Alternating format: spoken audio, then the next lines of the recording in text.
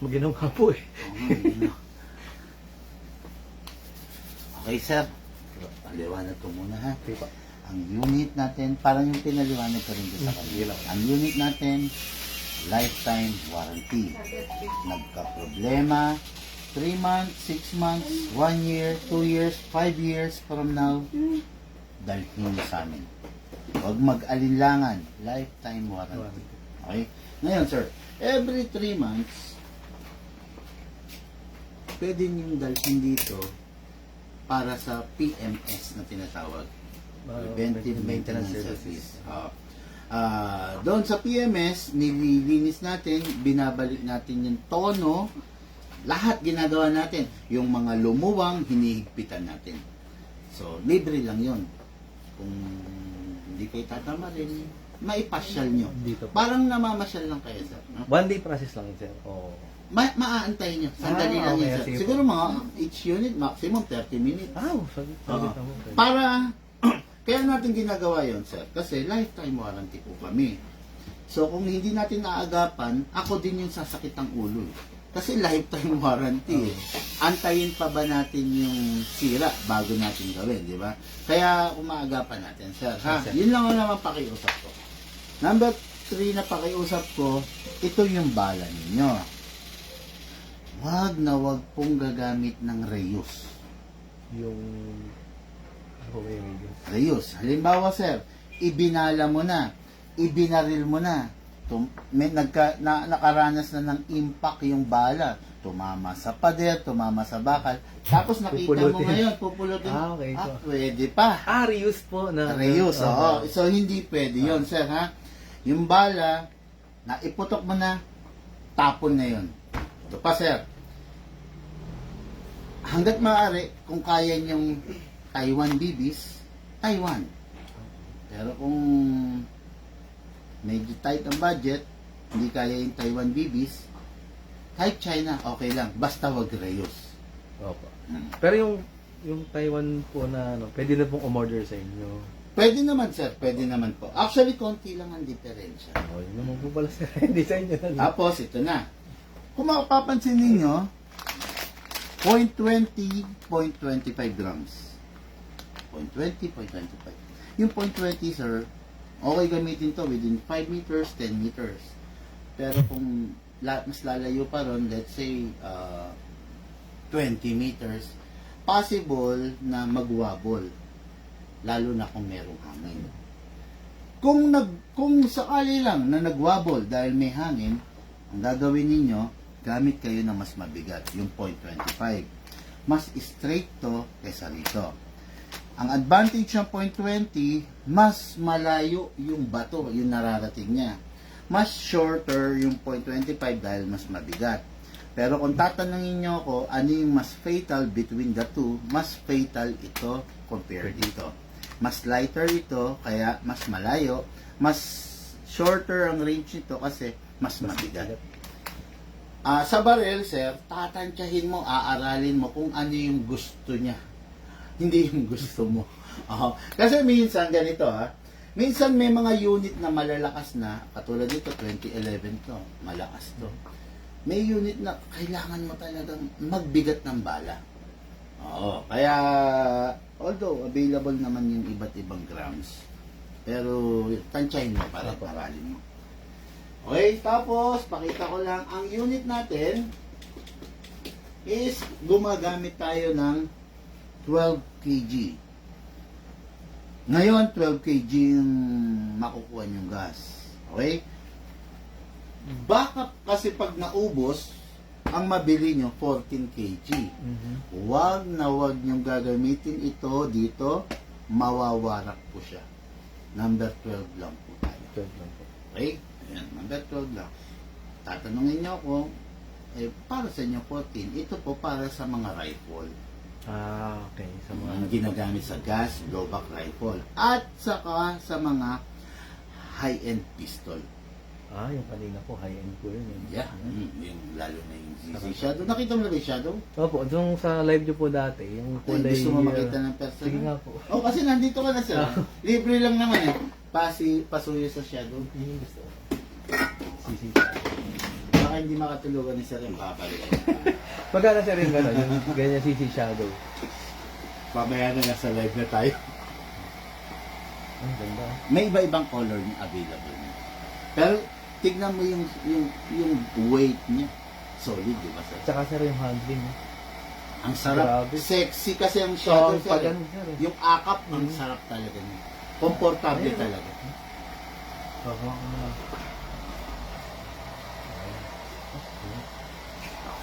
Ganda sir.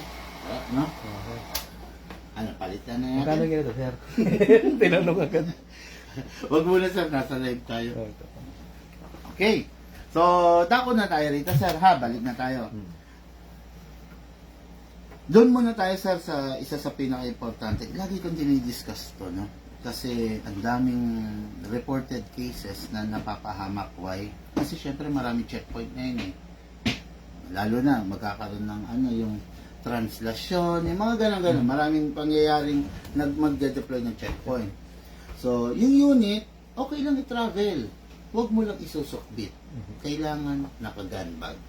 Huwag mong isusukbit, huwag mong ilalagay sa dashboard, huwag ilalagay sa seats ng sasakyan, huwag ilalagay sa compartment ng motor. Kailangan, basta ilalabas mo siya ng bahay, naka-gun bag. Kaya po, nagbibigay kami ng gun bag para yung unit na mapupunta sa inyo secure. Hindi po kami nagbibigay ng box, ng plastic bag, kasi yung box anytime pwedeng masira, nabasa, sira. So, paano mo bibit-bitin to pag nasira na yung box? Mapapahamak ka na. Pero pag naka-gun bag, safe ka, sir. Okay? Na, during the gun ban, iwasang ibiyahe. Hanggat maaari, limitahan yung pagdadala, nasa bahay Bahay lang. lang. During the gun ban, pwede kang maglaro sa garahe mo. Pag-fire ka doon. Hanggat nandun ka sa space mo, sa property line mo, ha? Yun lang naman, yung mga safety, sir, ha? Dako na po tayo sa maintenance. So, this is a 2011. Actually, 1911 pala siya. Para ordinance. Kaya lang, ang para ordinance is with a twist. Ito, pakita ko na lang, ha? Ang hirap magpaliwanag eh. ito. Sir, this is a magazine of a 1911.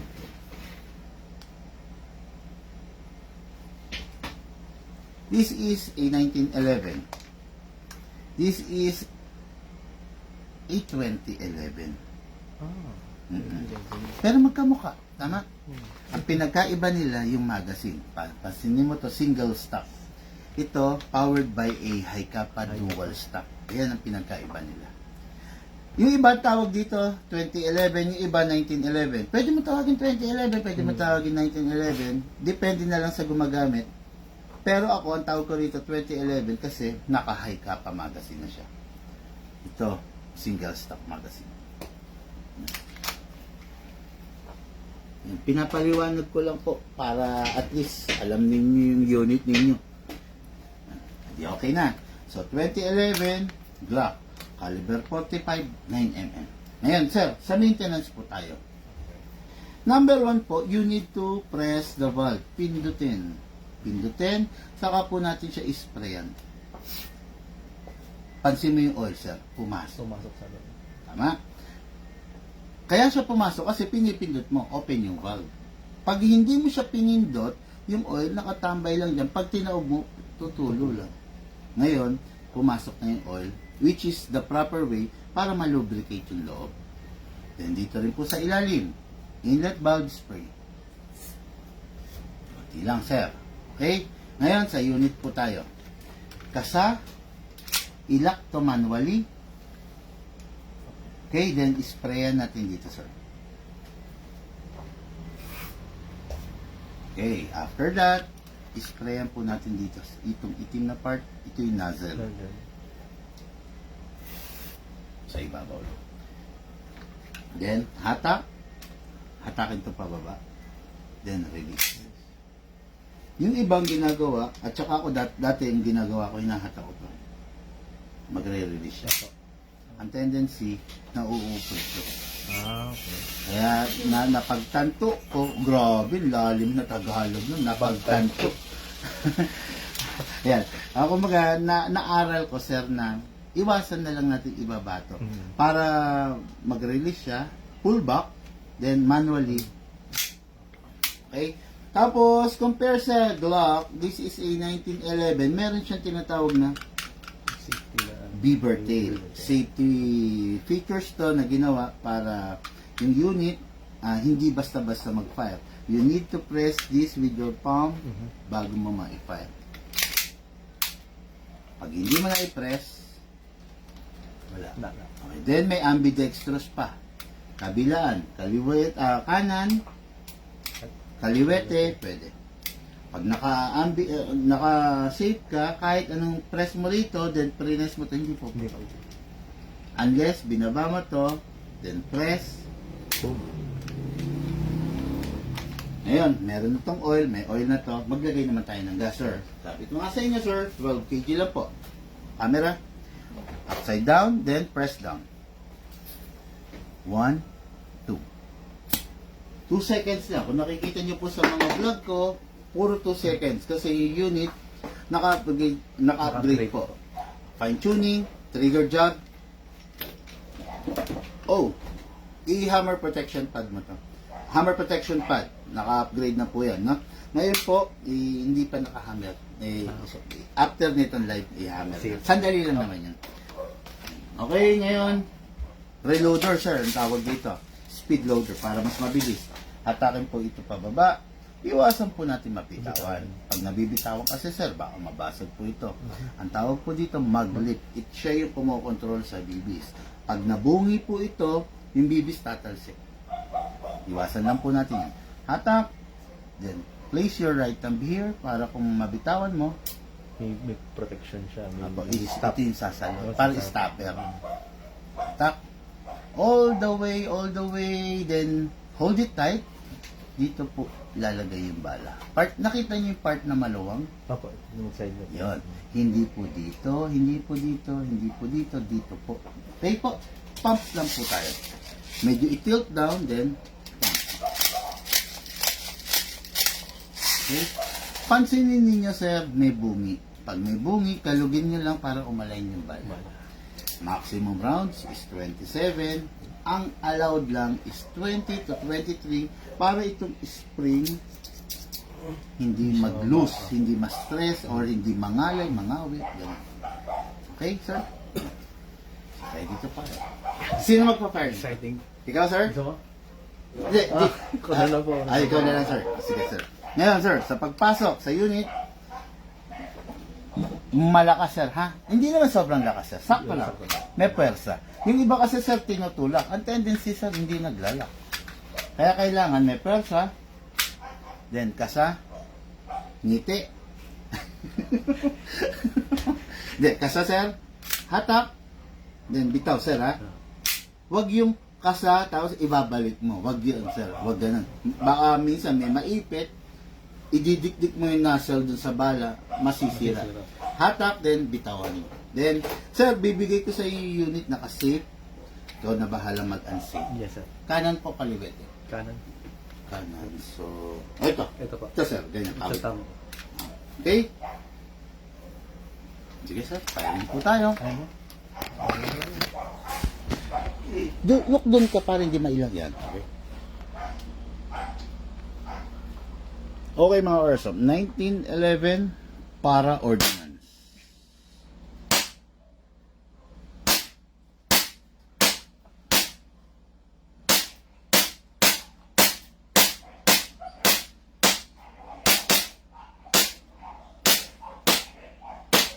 Ayun. Okay na, sir. Actually, hindi siya nag-open slide. Okay? Normal lang yun. Bakit? Kasi ganito. Itong paliwanag dyan. Pansinin mo to, sir, hawakan mo itong magazine. Malamig siya. Sobrang lamig, di ba? Kasi nasa aircon tayo. Kumbaga, yung hangin sa loob, dahil nagpa-fire ka, nagiging yellow siya. Oo. Kaya wala na siyang bala, hindi siya nag-lock. Pero pag naglalaro ka, outdoor, na hindi naman ganito kalamig, mag-open slide yan. Actually, lagyan kong konting gas para malusaw yung dati, ha? Kanina po. Konti lang, sir. 0.5 seconds. Okay? Tingnan mo to, sir. Mag-open slide na to.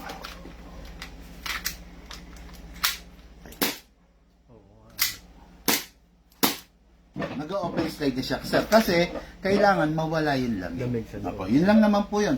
Tapos, yung ginawa mo kanina, hindi, paano bang, hindi ko nga pala, ayan.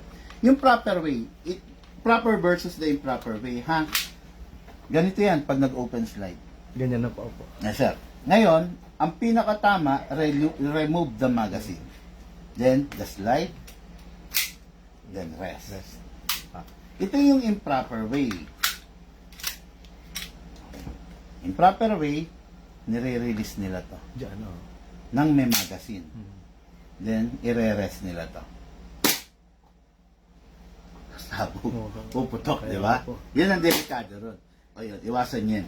Always remove the magazine, then the slide, then rest the hammer by pressing the trigger. Tapos, pwede nang ibalik to. Hindi na puputok na. Okay. So, next unit tayo from the Glock. Dako tayo sa from the 2011 para ordinance, dako tayo sa ngayon sa Glock. This is a Glock 18. Standard size, equipped with a dual firing mode. Single fire, rapid fire. Okay, so single fire muna tayo, sir. Parang pag nag-drive, primera. Okay? Remove the magazine, sir. So, this is the magazine. Ganun pa rin, iwasang malaglag. Pag naglaglag, nagkalik, tawag agad. Press the valve, then spray. Okay? And dito sa ilalim, spray din. Si Glock, normal na dapat nilalagyan sa ibabaw para ma-less natin yung pagkakagas-gas. Scratches ako. Okay. Kasa, ilak manually, then spray dito. Okay? Then release. Ito naman, sir, hindi mo na kailangan kawitin. Si Glock, pag inatak mo, tingnan mo to, sir, bababa. Ito.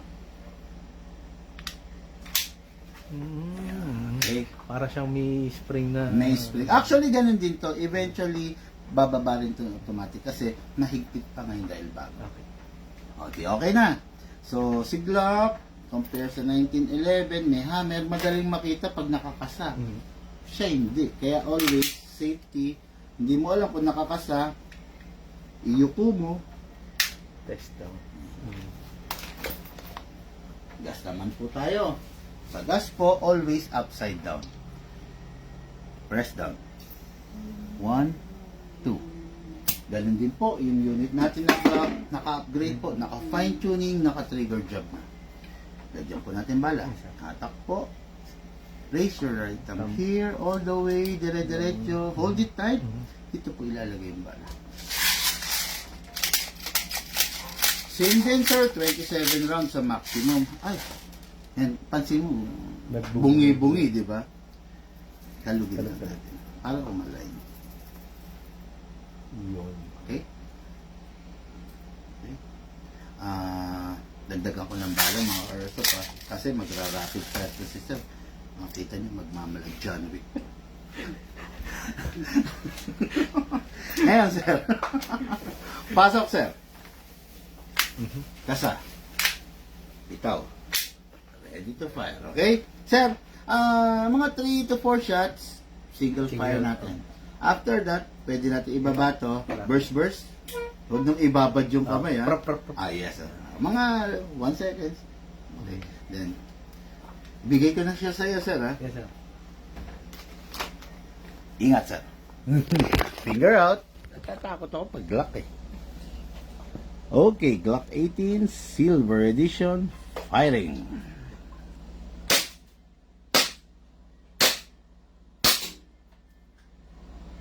Okay.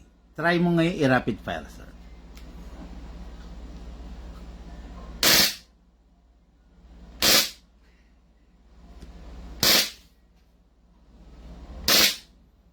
Pwede mong ibalik single kung nahihirapan ka sa rapid. Yan.